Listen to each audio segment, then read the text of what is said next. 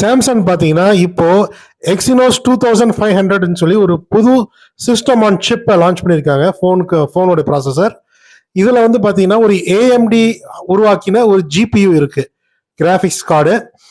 இதில் ஒரு முக்கியமான விஷயம் என்னன்னு பார்த்தீங்கன்னா இது வந்து சாம்சங்கோடைய 3 நேனோமீட்டர்ஸ் அப்படிங்கிற அந்த ஃபேப்ரிகேஷன் நோடு அதில் செஞ்சது. ஸோ ஒரு சின்ன நோட் என்னன்னா, எந்த அளவுக்கு இந்த நேனோமீட்டர்ஸ் வந்து கம்மியாகிட்டே வருதோ அந்த அளவுக்கு சிப்பு வந்து பவர்ஃபுல்லாக இருக்குன்றதை நீங்கள் நினச்சிக்கிங்க. இதனால வந்து ஃபோன் பையிங் கைடுங்கிறத நான் போடும்போது டீட்டெயிலாக எக்ஸ்பிளைன் பண்ணுறேன்.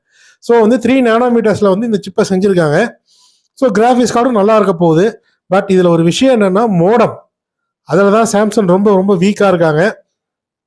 அதே மாதிரி அவங்களுடைய ஃபேப்ரிகேஷனும் ரொம்ப வீக்கு. ஃபோன் பயங்கரமாக கொதிக்கும்.